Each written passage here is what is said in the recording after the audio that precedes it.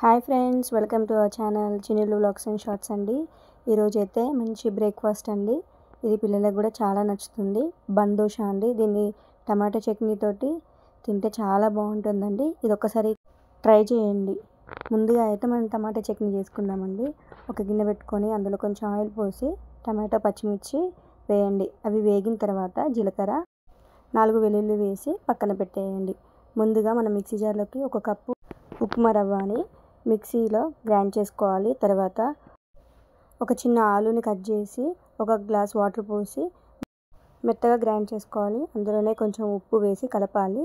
తర్వాత సన్నగా కట్ చేసుకున్న పచ్చిమిర్చి, ఆనియన్స్, టమాటో, కరివేపాకు, జీలకర్ర వేసి ఒకసారి మిక్స్ చేసుకోవాలి. దోశ ప్యాటర్న్ని ఒక 5 నిమిషాలు పక్కన పెట్టి మనం టమాటా చట్నీ పట్టుకున్న దాన్ని పోపు వేసుకోవాలి. తర్వాత ఒక గిన్నె పెట్టుకొని అందులో కొంచెం ఆయిల్ పోసి మనం పక్కన పెట్టుకున్న ఈ దోశ ప్యాటర్న్ని అందులో వేసి ఒక 5 నిమిషాలు అటు ఇటు మంచిగా రోస్ట్గా కాల్చుకోవాలి. తర్వాత టమాటా చట్నీతోటి సర్వ్ చేసుకుంటే ఎంతో టేస్టీగా ఉండే బన్ దోశ అయితే రెడీ అండి. ఇది టమాటా చట్నీస్ అయితే చాలా బాగుంటుంది. మీకు ఇలాంటి రెసిపీస్ కావాలంటే నా ఛానల్ని సబ్స్క్రైబ్ చేసుకోండి. మీకు కనుక ఈ రెసిపీ నచ్చినట్లయితే like, share, comment. Okay, bye friends.